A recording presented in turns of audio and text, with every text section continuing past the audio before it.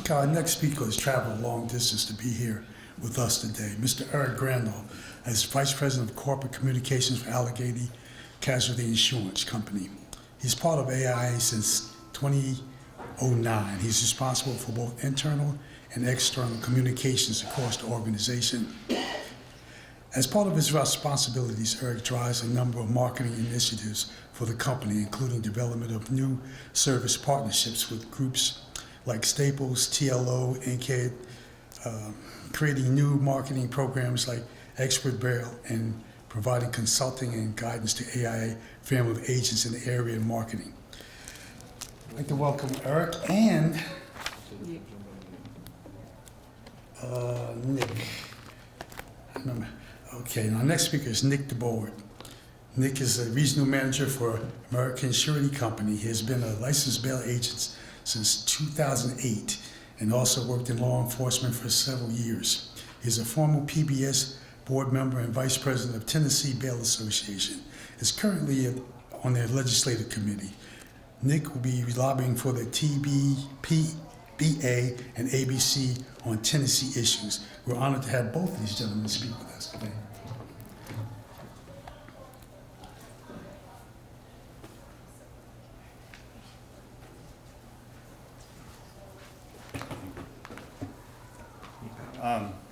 Hey, how's everybody doing? So, just for the record, as I break, am I allowed to take this off? I like to move. Just for the record, other than a better head of hair, more money, more fame, probably a better looking guy, you know, come on. My mom thinks I'm a star like Mark Wahlberg. So, I could be a star. I'm taller than him. I met him, I saw he's like this tall. Anyway, Nick and I decided we were going to kind of do a joint presentation today because I think that I would have gone and then he would have had nothing to say. So we decided we're just going to mix it up, but we want it to be really interactive with you guys because what we want to do is, I think, you know, Michelle did a really good job explaining kind of what was going on in her world in New York and New Jersey and all that stuff, and I think we're going to talk a little bit about what's going on around the country kind of today, based on a lot of those things that happened there, kind of a spillover, shall we say, of these things. Michelle, welcome back. I let everybody know that I'm just as good as Mark Wahlberg. He's more famous, but my mom thinks I'm a star too, so just so you know. But anyway, so one thing I think is interesting about bail, and we'll go back and forth. If I talk too long, just hit me. So one thing that's interesting about bail that not a lot of people realize, and when we talk about how effective we are, you know, it's kind of a testament to how long bail has been around, right? Because things that don't work don't usually survive, right? And what a lot of people don't realize is that bail's been around for a really long time. So does anyone have, if I were to ask you how many years you think bail's been around, let me see a sign of hands. So how many people? Not you, you're going to know the answer. When I do the magic trick, that's when I need you to volunteer. Any ideas? What if I were to say, bail's been around since the Mayflower? Too old? What about like San Francisco back in the 1800s? What about further back? Further back?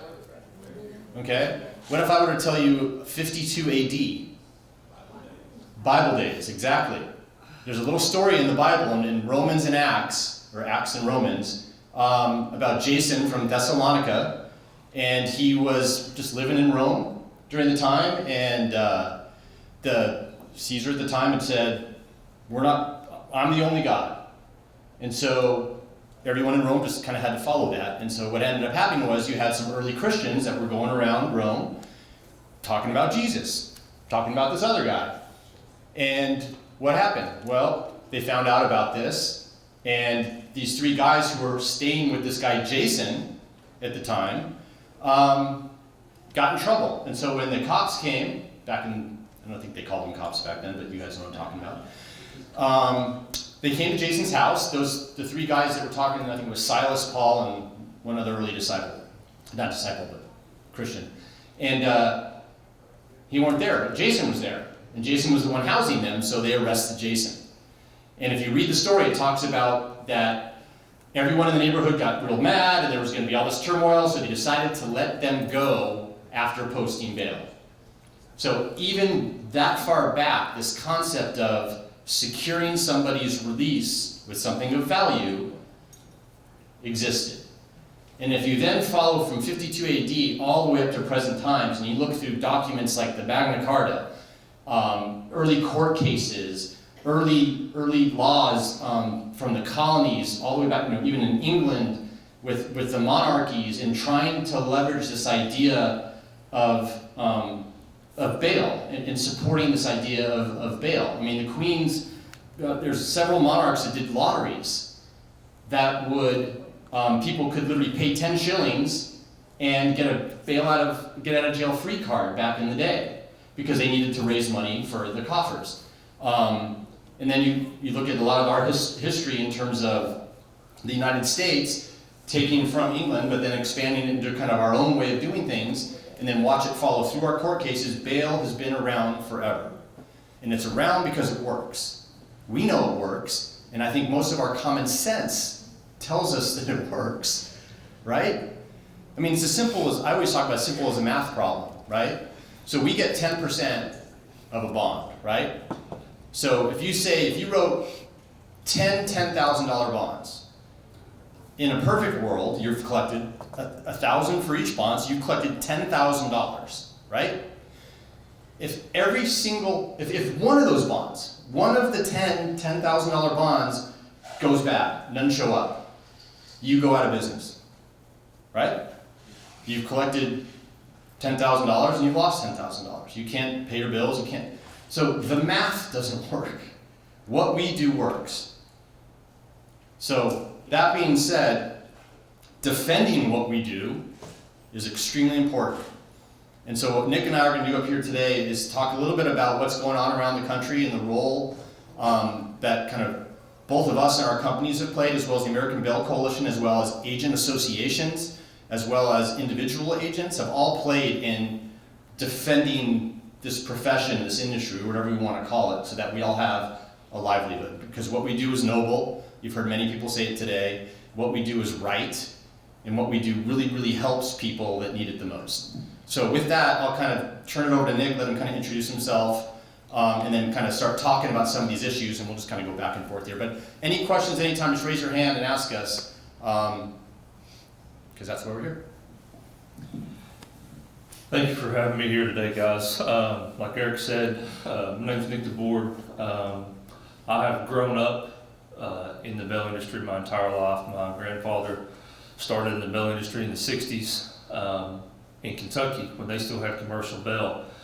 Does anybody know, raise your hand if you've heard that Kentucky's the gold standard for pretrial release and the way that their systems ran and everything like that. So Michelle and Ed, I'll give you just a quick rundown of why, it's a true story why there's no more commercial bail in Kentucky. My grandfather's writing bail. There was a bonding company named Johnson Bonding Company. Jimmy Johnson owned it. The governor at the time was Julian Carroll.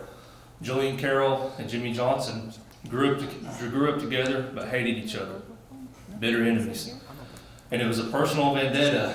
And Julian Carroll, the governor, always told Jimmy Johnson that if there's anything that I can do to you to hurt your business, I'm going to. So they started to try to implement laws to do away with the commercial bail industry in Kentucky. So in 1976, the governor sat down every senator and representative in his office, and he threatened them that they weren't going to be able to have anything done in their districts if they didn't vote for this bill. So in 76, they passed that bill, and that was the end of Bondsman in Kentucky. So from that, he went to Virginia and then to Tennessee. Now you hear about the gold standard of pretrial release is Kentucky, and they probably spend $22–25 million a year on the way that their system's operated. I just think that's a real interesting fact because a lot of people don't know that. So we're going to give a breakdown on kind of different issues going on throughout the country. Right now in 2024, much of the bail reform movements have dialed down just a tick. Now you're starting to see, like Michelle said earlier, a lot of preventative detention and constitutional amendments. In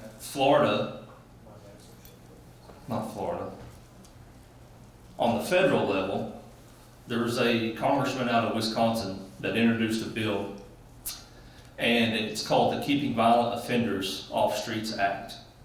Do you know when he filed this? It's been in the works for a couple of years. Yeah, it was a while back, because then he refiled it because he wants to kind of everyone to know who he is again. Fitzgerald, right? Yeah, Congressman Fitzgerald, he introduced a bill on the federal level, and this bill would allow state and local jurisdictions to use burn grant funding to develop and maintain a public safety report,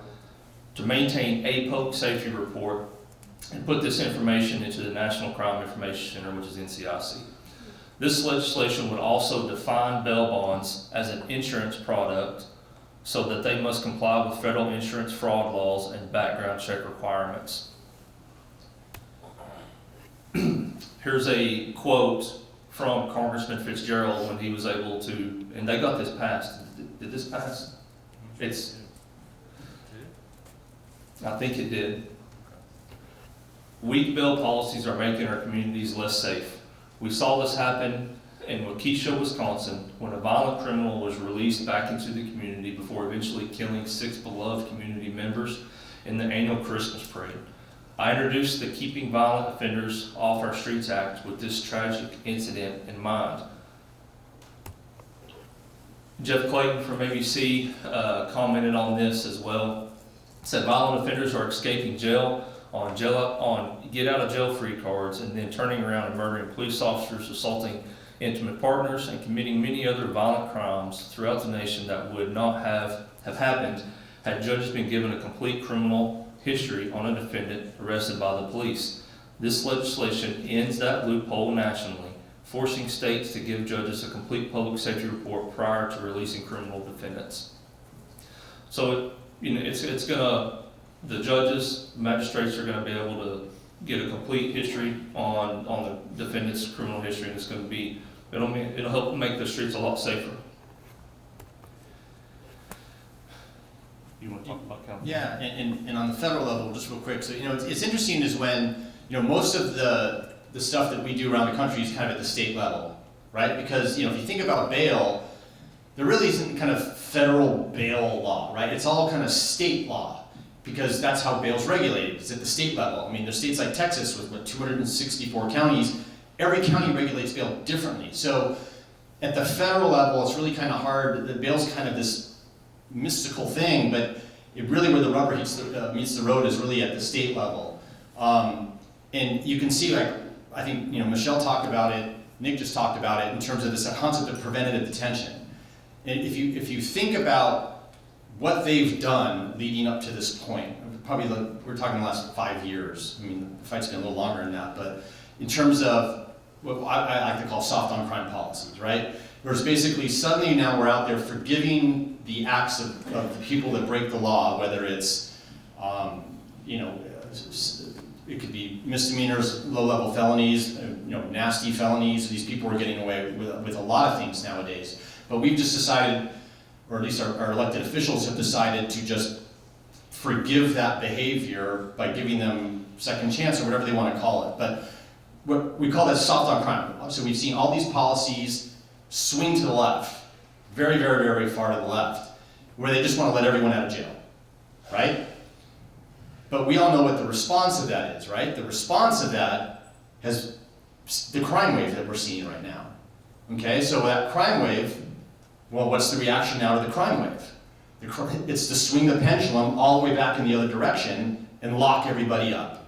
So when you hear all these constitutional amendments, it's because things have gone too far and there's so much crime now that the only real reaction to this is to try to lock everybody up. Well, most of the states in the country have have rules in their state constitutions against preventative detention. So in order to do that, you have to change your state constitution. Well, you first need to understand is why do they have those rules in their state constitutions? Why do we not want preventative detention? Because it's super dangerous, right? No matter how bad the crime is, the solution should never be give someone who is sitting in a judge's robe or some elected official the right to lock any of us up for any reason whatsoever. with no chance for bail. Think about that. In Wisconsin, crime got so bad that the people in Wisconsin gave up their constitutional rights, probably without even knowing it, and changed their state constitution so that they allow preventive detention. And they gave, in the process, gave judges the ability to lock up anyone. That should never happen in this country. We always have the right to bail. And if you think about it, no matter where the pendulum swings, if it goes all the way to the left or all the way to the right, what's in the middle? We are. You are. We are that fulcrum that balances the scales of justice, if you want to think about it in that way. You can't let everybody out. You can't lock everybody up. What do? You find a responsible, accountable way to ensure that people can get out and prepare for their chance at defending themselves, and when the victim, as Michelle said, of that crime has their chance at justice. And what do? We make sure that happens. We make sure that all those people don't show up at the courthouse for no reason at all. We play a very, very important role. Without us, all hell breaks loose. And we're seeing that happen everywhere that they've done this. Okay, now I'm supposed to actually talk about California, but so California, long history. You want to jump up here? Yeah, I'll add this. I mean, a lot of what Eric just said boils down to common sense.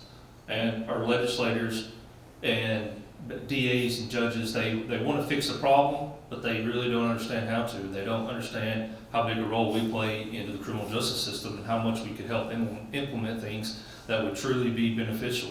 You started out with all of our jails are crowded. How can we do basically mass releases to help overcrowd them? Release all the misdemeanors, keep just felonies and have them bonds. Then they started implementing algorithms and risk assessments for pretrial releases, and then that didn't work. Then all these bail reform things are coming back around and biting them in the butt. Now they're trying to turn to preventative detention and constitutional amendments, and they're not getting to the root of the problem and using their common sense. Why don't you talk about Tennessee first, and I'll do California. Is that cool? Mm-hmm. In Tennessee right now, we have been dealing with bail reform laws, trying to basically push out the bail industry altogether for the last 4 to 5 years. Last year, and they've never been able to get anything passed that they wanted to. We have a great association. We have a wonderful relationship with the legislatures up there. But you're starting to see it on both sides of the aisle. Doesn't matter if you're Democrats or Republicans, you're starting to see stuff pushed against us. So they introduced last year a Senate Joint Resolution Bill, which is a constitutional amendment. It's sponsored by both the House and the Senate speakers. It's supported by the governor. The Speaker of the House held a press conference in Memphis introducing this bill. And if it's passed as written, it's going to cause a massive case of preventative detention to the jails. And I'm going to go through here and I'm going to break down this extensively so you understand how complex this is and how bad it is and unconstitutional it is if it was ever passed. So on a constitutional amendment, your first vote has to pass 50% of the legislature. Your second year has to pass 2/3 of the legislature. If it does that, it goes to your general public for a vote on year 3. Currently, Tennessee law prohibits individuals from being held without bail only in the case of capital murder. This amendment would expand that list to include the following: an act of terrorism, second-degree murder, aggravated rape of a child, aggravated rape, grave torture, and here's the kicker. It's a statement. It says, any other offense for which, as of November 3rd, 2026, a defendant, if convicted, could not be released prior to the expiration of at least 85% of the entire sentence imposed. And I'll break all this down where it makes complete sense. So, thinking about those few charges that I just named, nobody can contest that the initial 6 crimes are reprehensible and can create an immediate sense of disgust in anyone that hears that. However, there are concerns regarding the policy decision that would allow individuals to be held indefinitely on the basis of an accusation, no matter how well supported.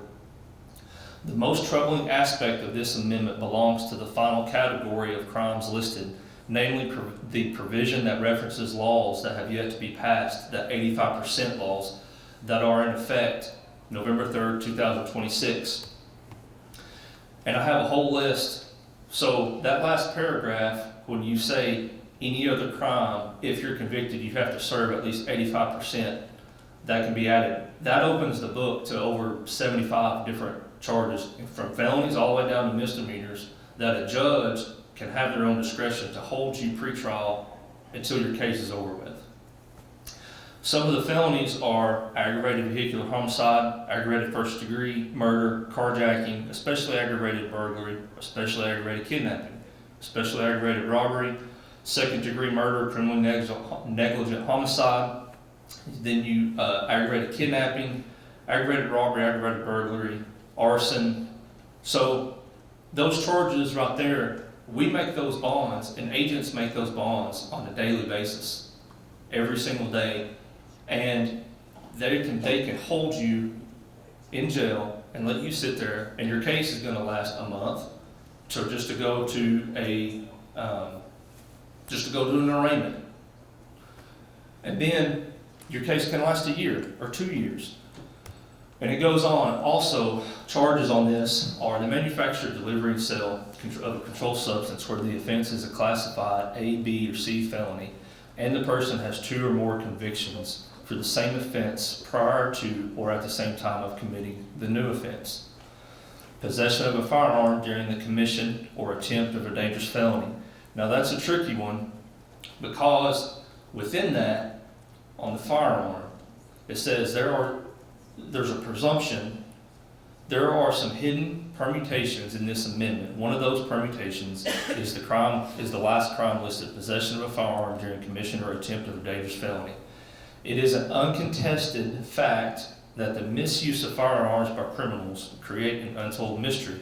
The impact of adding the accusation to the list of non-bailable offenses means that there's a mere possession of a firearm while being accused of a violent felony would not be on the list, would result in elevating that bailable offense to a non-bailable offense. So that's a little bit confusing what I just said. So I'm going to give you an example. If a defendant is accused on a third offense domestic assault, which is a felony in Tennessee, at the time of the arrest, the defendant had a firearm on his person, which was concealed. There is no accusation that that firearm was brandished or otherwise used in the domestic assault. The mere fact that he possessed it, however, leads to a charge of possession of a firearm during the commission or attempt of a dangerous felony. And then that person can be held in jail for a month or up to a year, however long that case is going to last.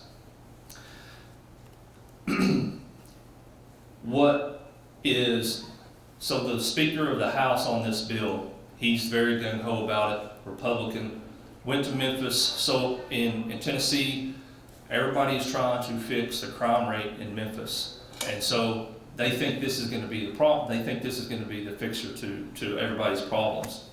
The way that this bill is wrote, that last paragraph allows the bill to be amended after it's already passed through the body of the legislature for 2/3 vote. They can amend it all the way up to November 3rd, 2026, which is the election day for the legislatures and for a new governor. So the Speaker of the House is a sponsor on this bill.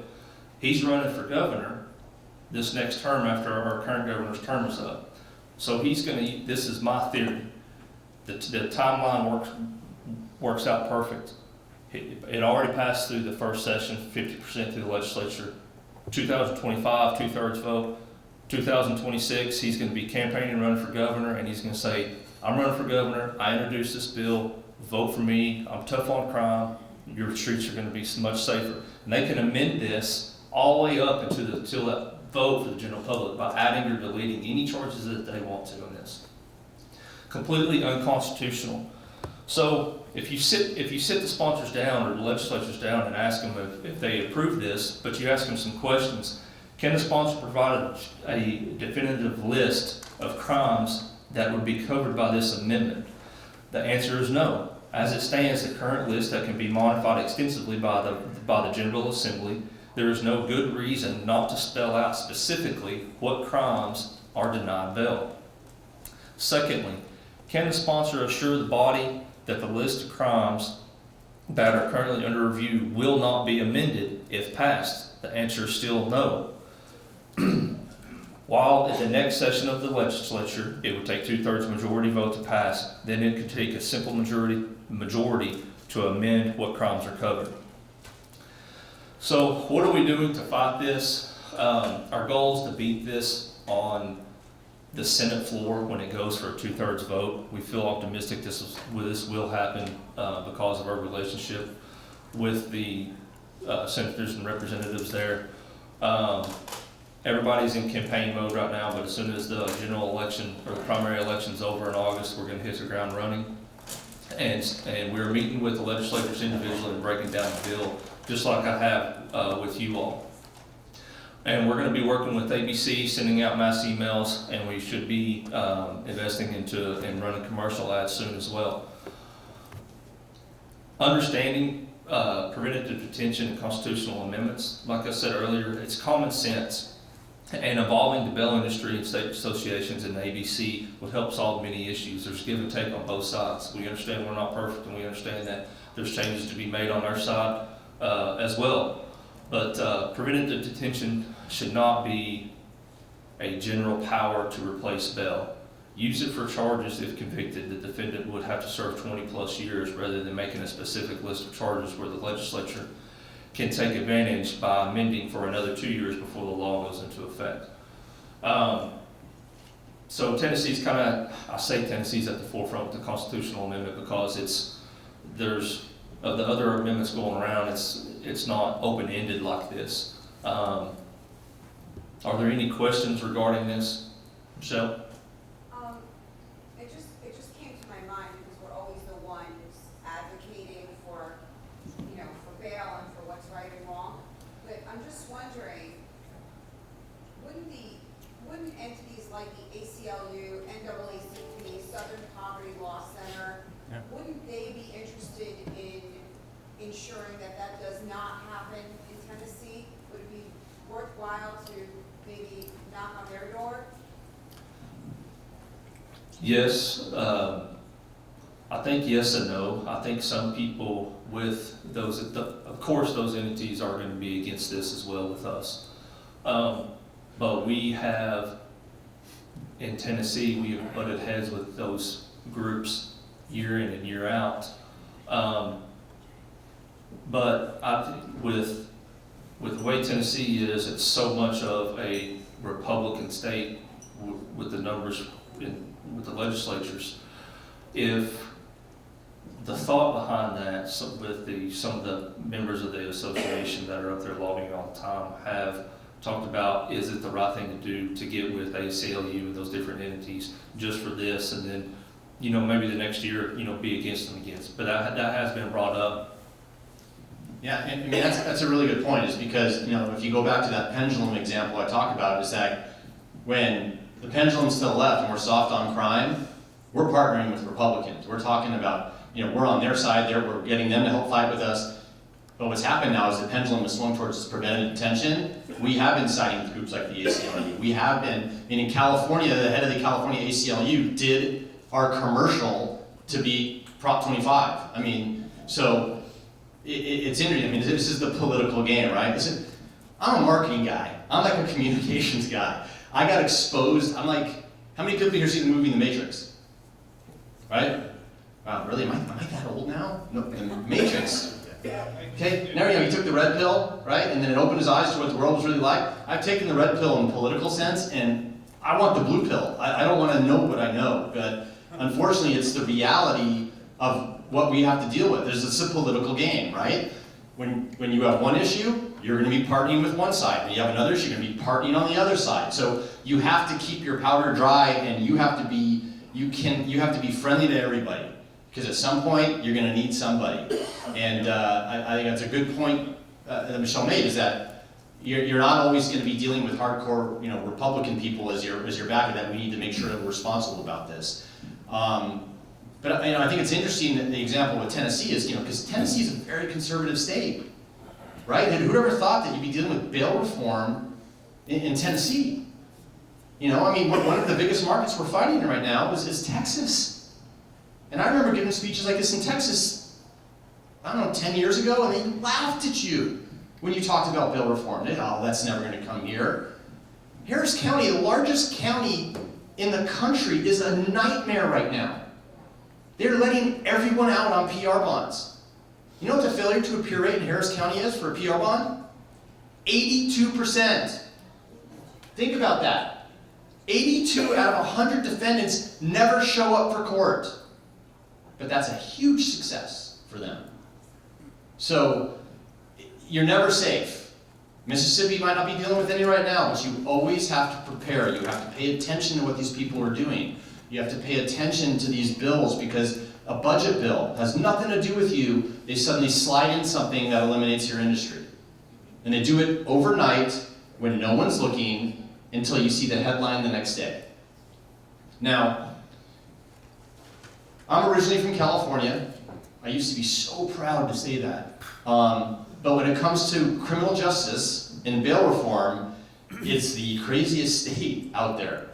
We've been fighting battles there where, you know, it's hard to compare the two, but like, you know, New York and New Jersey is kind of like that. It happened. Like California, it's like a slow kill. They've just been doing everything they possibly can to try to get rid of bail. But thank goodness for all the sureties that came together, all the bail agents that came together, all the state associations that came together outside of California to help us win that fight. Because, you know, we always talk about California in a way as a big domino. And when California were to ever fall and something happens in California, there are at least on the West Coast, probably 5 or 6 states that will immediately jump in and do exactly what California does, regardless of how stupid it is.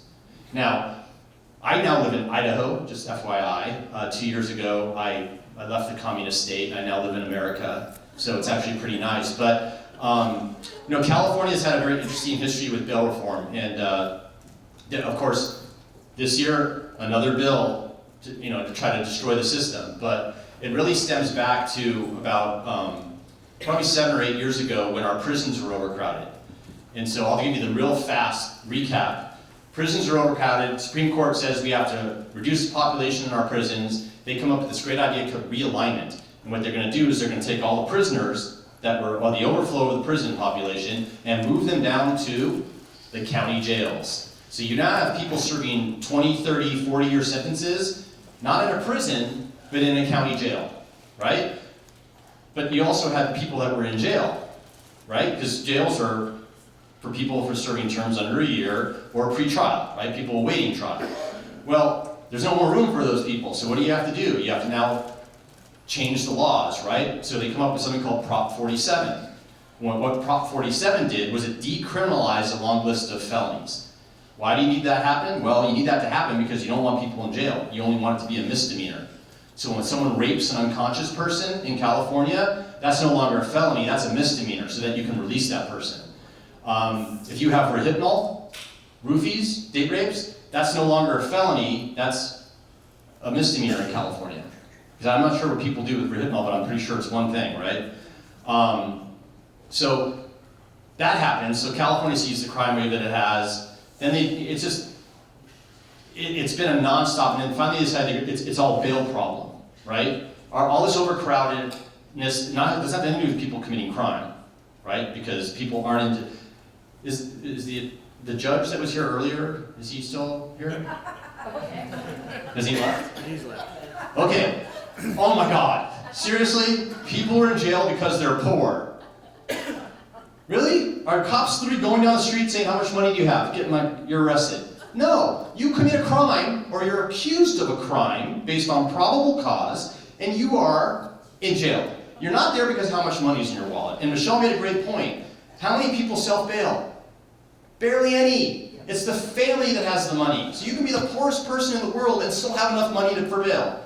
So it makes, but that's the narrative. The narrative is, it's not because people were bad, it's because they're poor.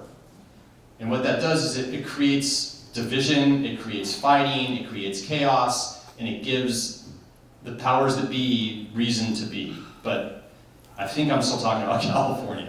I'm going to gather my thoughts. Here's Nick. On that comment about being too poor to afford bail, this past session in spring in Tennessee, when a magistrate or a judge sets bail, there's about a 7 list of criteria where they have to look at when setting that person's bond. Number 2 on that list was their financial means and like community history. We testified on that bill, and I did where they took out the financial means part of that completely.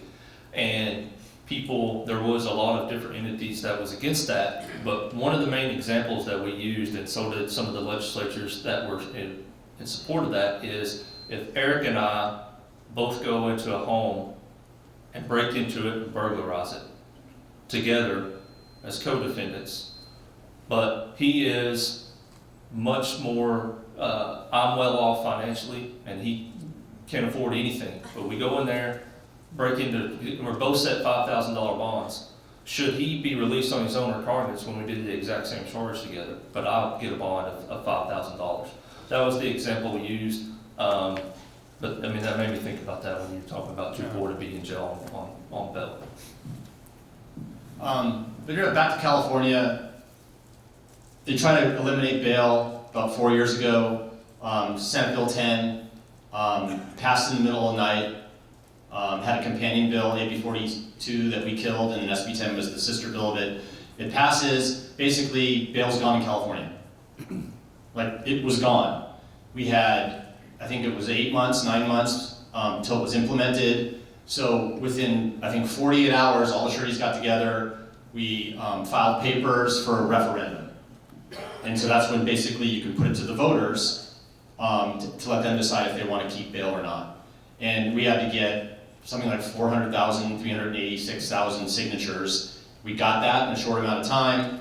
I mean, if you think about it, everything was against us in California. You had all the anti-bail people, the money, Soros money, you had rich billionaire tech money, that was all going to the other side. They were running commercials, and we had, it's so funny, they call us a $1 billion industry. It's like, it's $1 billion in liability that we are guaranteeing. It's not how much money we make, we're just guaranteeing that amount.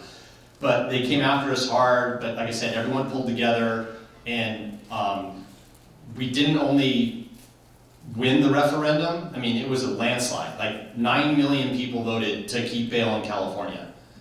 I think it was 56 to 44, whatever was the final count. That's a butt kicking in elections, a separation that large. And then, so that happens in November. By January 1st, the next year, boom, another bill to get rid of bail in California. So it's a perfect example of your legislator saying, it's not what you want because you don't know as much as I do. I know better than you, so trust me, you don't want bail. And so we had a fight with that bill, then that took a woman getting murdered on the night before the vote in Sacramento that stopped that bill, reform bill. And then, of course, this year, they tried to slip something else in there. It was SB 1133, and it really, this was a codification of something called the Humphreys decision in California, which is when they basically are forcing judges to consider how much money someone can pay to get out. It just has to be one of the things that you have to think about. And it's not a completely horrible decision because sometimes there would be a bond that was $500,000 that a judge was setting high to keep someone in jail, but the Humphreys decision allowed some of those bonds to come down a little bit so that it was actually affordable for them to bail. So it was good and it was bad, but they tried to codify this decision into law, and they took it way too far. They added it was like a hearing for everything. I think that there's 187,000 felonies committed in California annually, and 74% of them have a plea agreement. So you need a hearing for a plea agreement, so that was adding an additional 137,000 hearings per year just for that component of it in California, which would have just clogged up the system. Like, it just ends the system. So the good news is, a few weeks back, the bills, basically they took everything out of it, and we survived once again another year in California. But once again, it's like, whether you're in a blue state or a red state, you can't rest on your laurels. This stuff happens everywhere. These people are influential, and it's a lot of money. You know, and before you mentioned George Soros' name, you are a conspiracy theorist. It is 100% true that this guy is doing what he is doing to create chaos in this country. Kim Ogg, I'll pass the microphone on in a second, one more thing. Kim Ogg, a district attorney out of Harris County, Houston, Texas. She was elected with Soros money. She ran on bail reform, okay? She gets into office, she sees the failure of it, and thank goodness she has integrity. She says, you know, this isn't working, we need to do something else. And what happens? They run someone against her, and they beat her, and they destroy her in the process. But she just did a podcast with the Professional Bondsman of Texas, PBT, their state association, and in that podcast, I highly recommend, go to pbtx.com, listen to this podcast. She explains what happens when George Soros gives you money. You go to a conference, okay, and all the people that they've used their money to get elected are in this room. And all these people are given direction on, this is what you're going to do. These are the issues that you're going to support. These are the things that I want you to do. This is how you're going to, and they are told exactly what to do, and if they don't, they're finished. And she sat and went to this conference, and she saw the materials they gave her, the direction, and she was shocked. So, next time someone tells you you're a conspiracy theorist is throwing out George Soros' name, it is 100% true, the stuff that he's doing, and they're not even hiding it anymore. They're doing it right out in the open. And so we gotta be vigilant when we see this stuff, and be prepared to defend ourselves. I'll mention Florida, Georgia, and Indiana. So, is it not common knowledge if someone goes and posts a cash bond to someone, if you get a $5,000 bond set, and a family member just goes and pays $5,000 to the jail or to the court, once that case is over with, if found guilty or they plead out, will they not take court costs and fines out of that money and refund what's left? Is that a practice here in Mississippi? In 2022, I'm talking about Florida. In 2022, the ACLU of Florida filed a lawsuit on behalf of the Tallahassee Bail Fund against Gwendolyn Marshall, the clerk of the circuit court and comptroller of Leon County. The lawsuit challenged Clerk Marshall's enforcement of the statute and claimed that the statute violates the 8th Amendment by allowing clerks to use cash bail to impose criminal penalties on innocent parties, such as bail funds, depriving them of the money that makes their operations possible. In its order, the court stated that the clerks cannot punish charities for helping indigent Floridians escape wealth-based detention. It made clear that the government cannot condition access to the bail system by forcing these charitable organizations for individuals to pay for guilty parties criminal penalties instead of being refunded. That was in the paper on behalf of the ACLU. So the ACLU won this lawsuit. They filed it in 22 and they just won it earlier this year.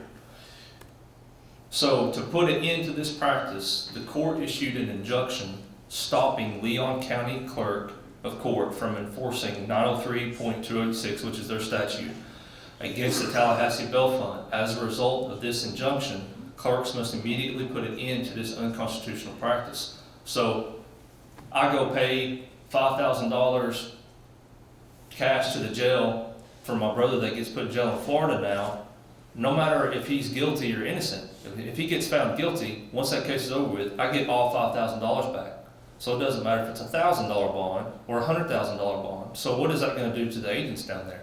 I think if I'm a family member and if it's a $1,000 bond, if I can afford to pay $1,000 to jail, knowing that I'm going to get that 100% refunded no matter what happens to the case, I'm going to look at that option.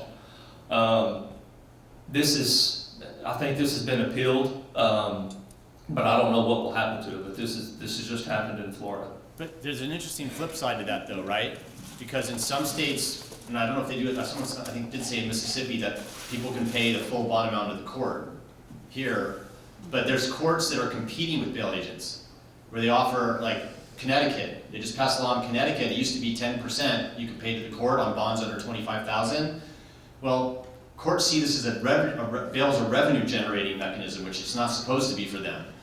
So in Connecticut, they changed that rule because bondsmen charge 10%. Well, in Connecticut, they just changed it. Not only did they raise the amount, so on bonds $50,000 and less, you can now pay 7% to the court, whereas it would cost you 10% with a bail agent.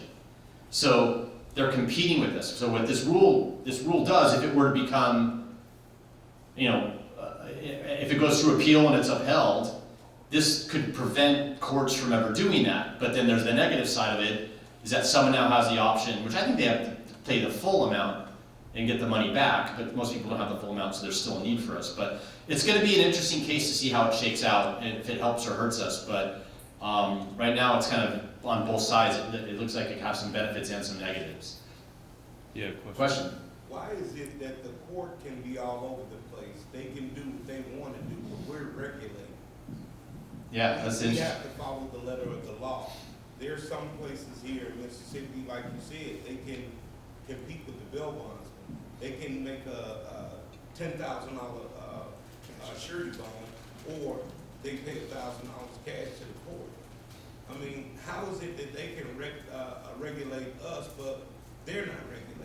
Yeah, I mean, the only way I would answer that is that you guys are insurance producers, and so you're regulated by the Department of Insurance. They're judges, so they can do whatever the hell they want, I guess. But, I mean, they still have to follow the law, but I think what we're seeing is that they are there's some states where they just decided, the Supreme Court has got together, or Chief Justices get together, and they said, you know what, we're gonna do things this way now. And they changed their court rules. And it's not a legislative fix, it's just judges deciding we're gonna do it this way. It happened in Missouri, and it completely changed the whole, Missouri's bail system.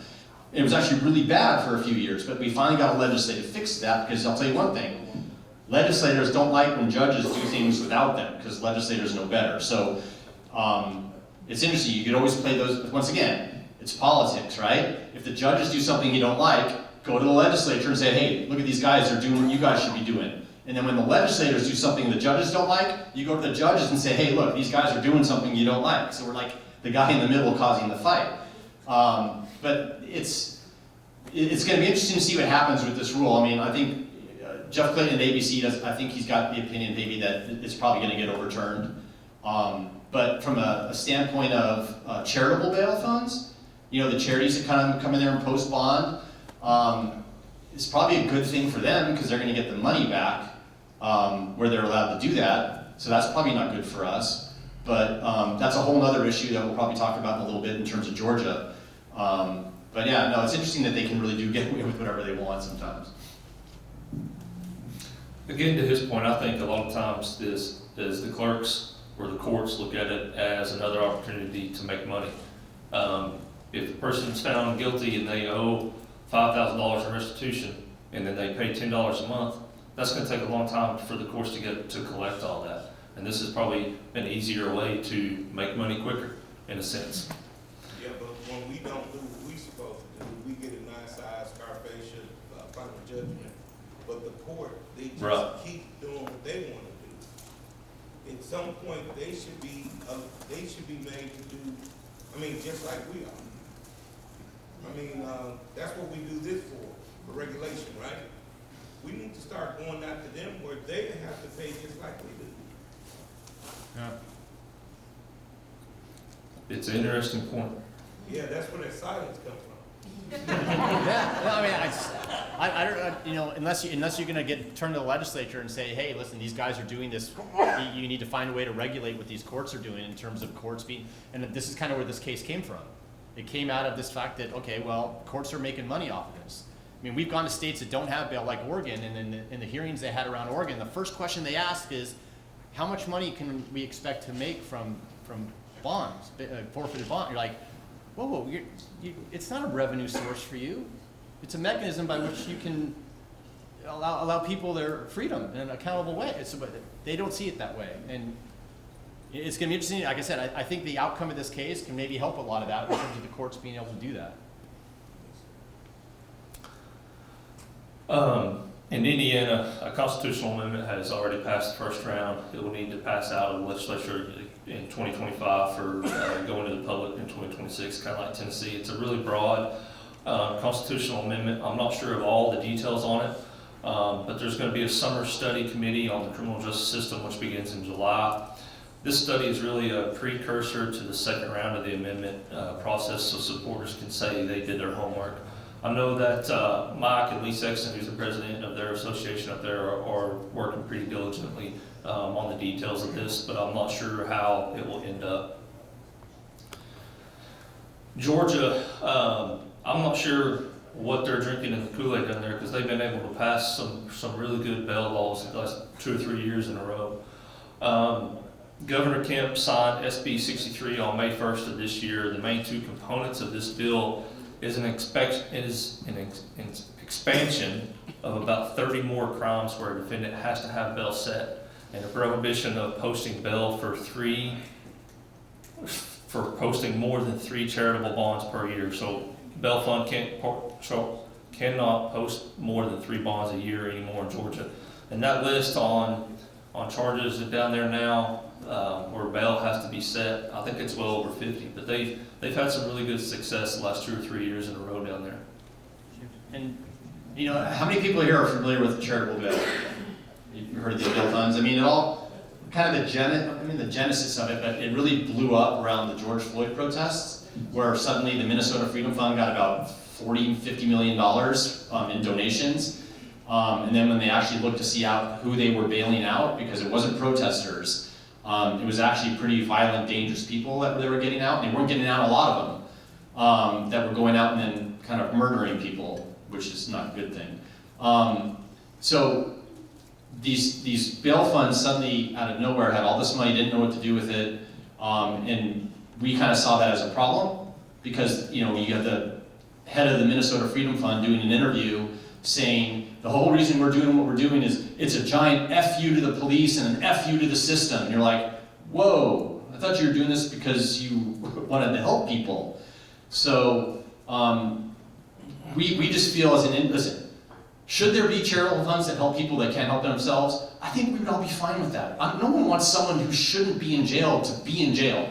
If someone needs help, get them the help. But at the same time, you can't just let everybody out. And these charitable bail funds are operating with just doing whatever they want, and no one's regulating them, yet they're doing the same thing that we are, and we're heavily regulated. So we think it's going to be a bigger issue over this next few years. I mean, in the second you challenge these guys, they kind of come up with a weak argument, and then they fade away. Like, I mean, Indiana passed reforms on bail, charitable bail, and they went and argued it, and it went to a federal court. And they said, well, we have a First Amendment right to be able to post bail for someone. And the court's like, yeah, no, you don't. So they won, or we won in that case, and so they left Indiana. But we're going to see a bigger fight there. And it's interesting because someone needs to start looking into these organizations. The Bail Project, which is the largest, probably national one, if you go to their annual report, you know how much their payroll is? They pay in salaries? The people that sit here and make the argument against the greedy bondsmen who make a profit off people that release. You know how much their payroll is? Over $9 million. And we're the greedy bondsmen. So I think charitable bail is going to be a bigger issue. I think, you know, this bill in Georgia is a start. Texas is now messing around with them. And it's not just us that's noticing this. The state of Washington, without us being involved at all, they suddenly had a bill pop up. Kentucky had a bill pop up with charitable bail to try to regulate these guys because they realized just what's happening, that no one is looking out for what's going on here. And they're just willy-nilly letting people out. Connecticut kind of talked about it already, but the big thing with Connecticut was that change in terms of the raising the bond amount and then allowing the courts to do 7%. And probably then the last thing, I don't know if you just want to talk about South Carolina, because that was a pretty, they had pretty much everything you can imagine in a bunch of bills in South Carolina. It was one bill in South Carolina. It was like the kitchen sink of bail reform, including a constitutional amendment. But we got the constitutional amendment taken out. But what's happened in now South Carolina is that if you are a bail agent and you want to write bail as of, I don't know why I'm looking at my wrist, I don't wear a watch. What's today's the 21st? So you have 10 days as a South Carolina bail agent. You need to now have not only your bail license, you need a property and casualty license. And you need it in 10 days, or you can no longer write bail in the state of South Carolina. I was in South Carolina last week. Out of the 586 licensed bondsmen they have, guess how many have went and gotten their P&C license? 211. So you're talking about 2/3 of the industry might be gone in 10 days. It's substantial. And then they made a bunch of other changes in terms of payment plans and stuff. And I'll let Nick tell you about the payment plan changes. It's already in law in South Carolina that you cannot place someone in custody for failure to pay. It was already in law. But in this bill of all these changes that they did, and this was a joint bill from both sides of the aisle, along with the P&C license, they put in there that you can install basically a promissory note or payment plan. But if the defendant fails to pay 2 or more consecutive payments, you are allowed to place that defendant back into custody.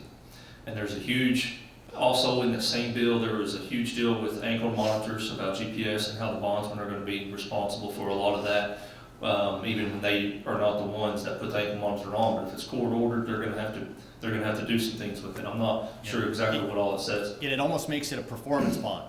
In other words, so if someone violates while on an ankle monitor, the bail agent is now responsible, like a federal performance bond, for that appearance bond. So in essence, they changed the definition of what our bond is without really kind of involving us. So there's going to be some legal battles that happen in the state of South Carolina because they now require you to take. So remember the argument about there's poor people in jail, right? And they're there because of us. They can't afford our bond, right? Well, what we're now hearing is the argument is we're making bail too affordable for people, and people are getting out too easily. And it's like, you can't have both. Make up your mind. Is it one or the other? But, and I wanted to ask that judge that question today. See, I don't even need a microphone, do I? I wanted to ask him a question. So when a judge sets a bond, I wanted to ask him, do you think about the amount the guy pays to get out? Or do you think about the amount of the bond that the guy's gonna have to pay if he doesn't show up? Because in my opinion, you should only think about one, which is the second one.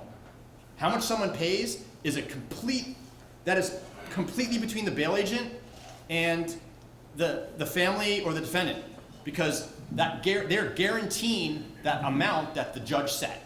And that's all the judge should worry about. But they're human, and they think about, well, he paid $200. I just heard about a $50,000 bill in South Carolina that they paid $400 to get out, in a state where you can no longer take payment plans. So it's happening, but that's where it's both sides, right? It's like, yeah, okay, well, we help someone get out. If say it wasn't illegal to do that, you're helping somebody out, they're still responsible for the same amount, but at what point does it become responsible? Like, how low can you go and still be responsible? Or does it become irresponsible? Or does it make us look bad for doing that when there's a huge bond? So, I mean, that's an issue I think internally we probably all have to figure out. But what's happening in South Carolina right now is they removed your ability to do payment plans. So basically in South Carolina, you can charge up to 15% on a bond, okay? So if you charge 10%, on that first 10%, you have to charge, you have to collect the full 10%. 100% of the 10%, okay? If you wrote a bond at 12%, you can collect 100% of the first 10%, and then that remaining 2%, you can actually put them on a payment plan. That is how the DOI, the Department of Insurance, has interpreted this new law. However, it's interesting that I would use that word. If you read the law, it has one paragraph that says you cannot take payment plans. You have to take 100% of that 10%. Then the next paragraph starts out with the word, however, you can take a payment plan with a minimum of $100 down up to 15%. And so if you were to read that, it sounds like, okay, I can take the full 10% or I can take a payment plan of up to the 15%. And so the DOI is like, no, that's not what it reads. That's not what however means. You're all, okay, it is exactly what however means. So that's where we're probably gonna have a lot of legal, we're looking into that right now, the sureties are. But like I said, it's like, there could be really no problem with your system, and then suddenly something like this comes down the pike that no one was looking for, and it's just, and you wonder, like, who comes up with these ideas? I mean, the stuff in the South Carolina bill doesn't even make sense. Like, what are you trying to regulate? You're doing a little this, little this, little that, little that. It's just like you just sat in a room with a bunch of different activists, you took some notes down, and then you just wrote a bill that had all these different things they wanted to do. And none of it makes sense. There's no common sense anymore in this stuff. So, I mean, what our role almost is you go around the country trying to create common sense around this chaos that they put out there. But you know, we'll have to see what happens in South Carolina. We'll end with this. You heard Michelle talk about Jeff Clayton and ABC, and join ABC, American Bell Coalition. Jeff Clayton, the executive director. He travels the country 24/7 lobbying and testifying for the bell industry. He's a great resource. So him and Chris and what ABC does, I would encourage all the state associations to be, members of that, sureties, and individual membership. They're having, their next conference is their 9th annual conference, November 13th and 14th at the Golden Nugget in Las Vegas. You can go online and register for it now, but the quality of the information that you'll learn in just that day and a half conference is second to none. But no, join American Bell Coalition. And real quick, we've probably been talking up here, it's been like 3.5 hours, how long have we been up here? Close enough, you're good. I was closing just saying thank you to you guys. Thanks for everything that you do. I know Nick and I are appreciative of the agents that I know right with our individual companies, but even if you don't, thank you for doing the hard work that it takes to be a bail agent, for representing the industry well, and to being there when the fight needs people to fight. I know my family doesn't eat without the work of bail agents, and so I know I'm very appreciative of everything you guys do in this industry. And thank you to the coalition for putting on this meeting, and for, all the other stuff you do. It was food, we fed you. Yeah, you fed us. You fed us, you cleaned us, you bathed us. No, any questions? Other than Michelle? No. As gentlemen that represent insurance companies, I'm very curious to know what your position is on South Carolina's Governor McMaster putting forth all this bail reform legislation, obviously that passed, that has now turned our appearance bonds, which are clearly indicative on the power, on the bail bond, as to what it's for. It indicates, no matter what company, it indicates that the bond is for appearance only. At least it says so on our powers. And now they've turned our appearance bonds into performance bonds, which you alluded to. But I'm just curious, what is the surety's position on now changing the status of the bond in South Carolina? Does it make you guys less interested, essentially, in that product? Well, I'm not an attorney, but I would say, in my own personal opinion, I think it's something that has to be addressed. I think it's like we've created a product that's got a purpose, and you're telling me that that product doesn't have the purpose that we intended, or that it's all legally designed to do, and it's going to now serve this other purpose. It's like, well, how do you have that power to do that? So I think that's one of the issues that we're looking at and we're looking into in terms of how we address this change, because as we all know, these are appearance bonds. They're not performance bonds. And if you're going to tie the performance of someone's activities to whether they're going to show up for court or not, they're not necessarily connected. It's like the guy can be found with a gun and violate. It's like suddenly you're paying the bond. There's no remand him back into custody. You are paying the bond. So yeah, it becomes something totally different. So I think that's a huge issue with this. I don't know if you want to add anything to that or. It's not good. I'll say no, we're not less interested. I think one of the main problems in South Carolina is a judge and DA problem, and how long cases are taking to be finished, and the cost of that, and the population of the jails. And then this is in their eyes, one of the solutions to that problem. But we're gonna have to deal with it going forward and see what possibly can be amended. I think it's interesting, I mean, you talk about jails and everything, so it's like, what's the population of Mississippi? What is it? 3 million. 3 million? I mean, in the last 10 years, I mean, what was it like 10 years ago? Right. So, everyone, like, I mean, I live in Idaho now, and I mean, there's 1.8 million people in the whole state.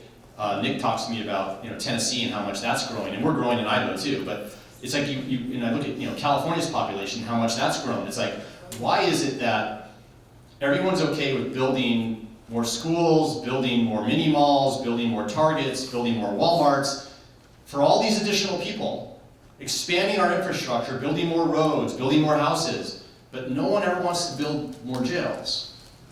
And then they wonder why the jails are crowded, is because our populations have increased in a way that is, you don't no longer have enough services in the jails or prisons to match that. So I always think it's just kind of a weird argument that, we're never going to build another jail. I mean, California could have solved some of its problems if it had used the money that Schwarzenegger had put aside to build new prisons. They could have done something about that, but instead California has now decided that LA County wants to just get rid of their jail. LA County Jail was I think it might be the second largest or largest jail in the country, and they just want to close it down and put everyone in house arrest. Yeah. So that the ankle monitors they're wearing can tell you where they are and prevent them from committing crimes, right? So, anyway, we can probably do this all day, and you guys probably don't want to listen to us all day, but thank you very much for your time. We really appreciate it. Eric Granof, Nick, and we got, question. There we go, sweet. Just one quick question. On your,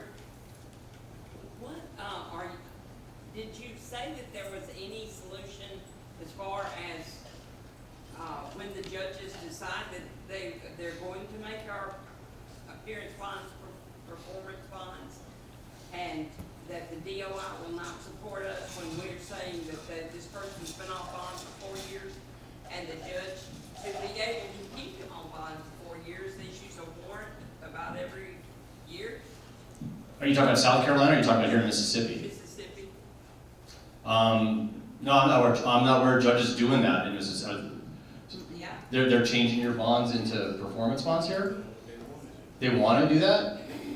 Well, if they do not accept, they accept a guilty plea, they continue their bond until the fines are paid. So basically they're putting you on the hook so that they can have security to collect their money. And they're $25 a month, lasts about 4 years to pay these things off. Yeah, And if they don't make a payment and they're getting close to the end of that bond, yeah, no, that's definitely something. That's definitely something I think the association can get involved with in terms from a legislative approach to fix that. I mean, I've heard of judge.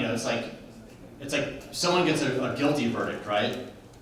yeah. In a court case, and then this is a person that's been on bond, and sentencing is a week later. The judge kind of lets him out of the courtroom to show up at a sentencing, and you're just like, but he's going to run. He knows he's going to get sentenced. Like, why are you going to let him out? So I think that's probably definitely something that you guys can address legislatively. But that's a great example. Like, if you're not at a state association meeting, like just with a group of people, making a comment like that, it doesn't get to the people that need to hear that to say, hey, okay, what do we need to fix? So no, I'm going to go back to my office and I'm going to find out, hey, are we hearing this from anybody? Is this happening to us? Have we had instances? And that kind of gets the ball rolling. So I appreciate you saying something like that. I am Palmetto, so you do have that. Oh, you're Palmetto? Yes. Okay, well, that's fine. It's still an issue that, there could be, my agents are probably, dealing with the same thing, but I think we're all in this boat together, so. But they've been doing it for years. Yeah. So, Well, that's the first I've heard of this year, so I appreciate you saying something. So I'll look into it for sure. Anything else? Well, thank you for your time, and you guys probably need a break, right? Yeah. Okay, you can go on break now. Be back in 10 minutes.